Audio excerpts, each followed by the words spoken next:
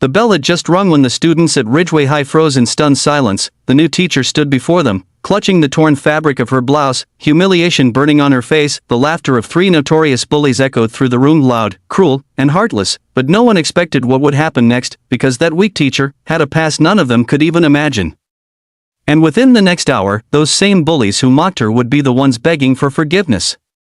On their knees, the morning sunlight cut through the classroom blinds as Ms. Alina Reyes stood nervously in front of her new students. It was her first day teaching at Ridgeway High, a school known not for academics, but for its troublemakers. At 28, Alina carried herself with quiet grace. Her clothes were simple, her tone soft, and her smile warm, yet behind her calm eyes lived a story of deep pain. She wasn't here just to teach English.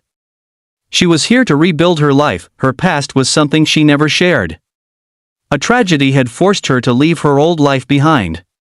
Her husband, a soldier, had died in an ambush overseas, leaving her shattered.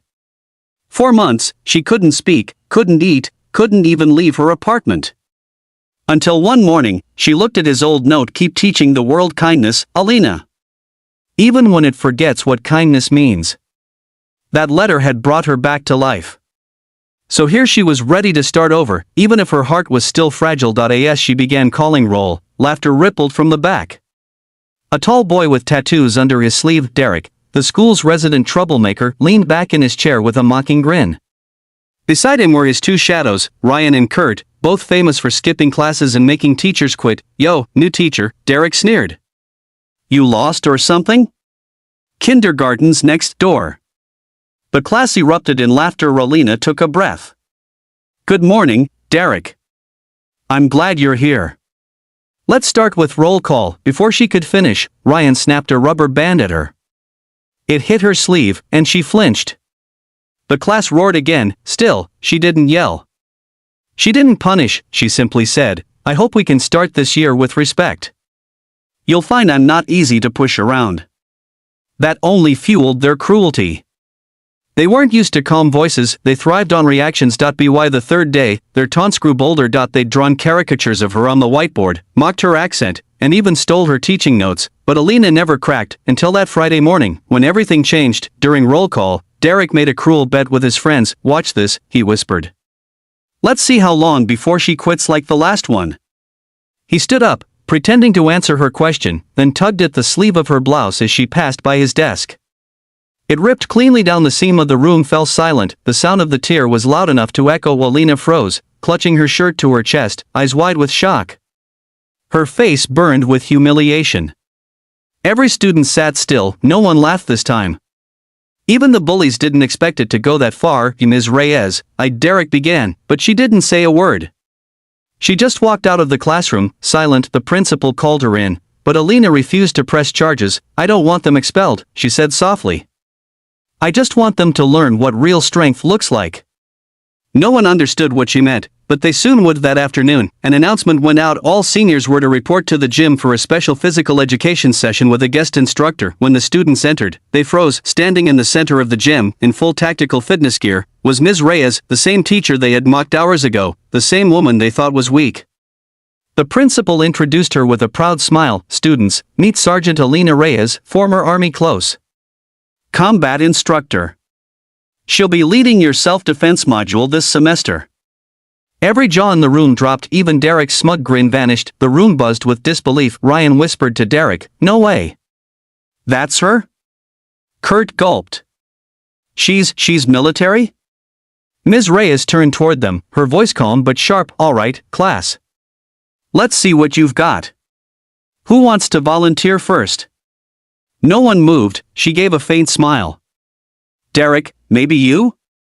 You're confident. I like that." The entire gym turned toward him. He stood slowly, trying to laugh it off. Sure, why not?" He walked to the mat, trying to act brave. "Go easy on me, teach." Alina nodded. "Of course." Within seconds, she demonstrated a defensive grab, a simple move using Derek's own strength against him. In one swift motion, she twisted his arm and flipped him clean over her shoulder. The entire class gasped. Derek landed safely, but the shock on his face said everything. Ms. Reyes extended a hand, helping him up. "That's how strength works," she said softly. It's not about hurting others. It's about protecting what matters. Then she looked around at the others. I know some of you are angry at the world. You hide it behind jokes, cruelty, and pride.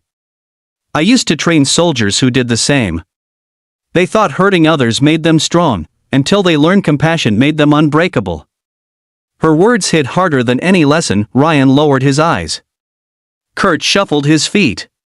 Even Derek couldn't meet her gaze. After class, Derek lingered behind. He walked up to her, head lowered. Ms. Reyes. I'm sorry. For everything. Ryan joined him. We didn't know what you'd been through. We just didn't think. Alina smiled gently. That's all right. The important thing is you learned. Don't let guilt hold you back. Use it to grow. She paused, her eyes glistening. You know, the last thing my husband ever told me was that kindness is courage in its purest form. Maybe today, you've learned a piece of that too. From that day forward, everything changed. The same bullies who once mocked her became her most dedicated students. They helped others, stood up to cruelty, and even organized a charity event in her husband's name by years end. At the graduation ceremony months later, Derek gave a speech. She didn't just teach us how to fight. She taught us what fighting for good means. The crowd rose in applause, but Alina didn't cry. She smiled, looking up, as if whispering to her late husband, I kept teaching kindness, just like you asked. No matter how broken life leaves you, your strength doesn't come from revenge, it comes from rising above it with grace, because sometimes, the quietest people carry the loudest courage.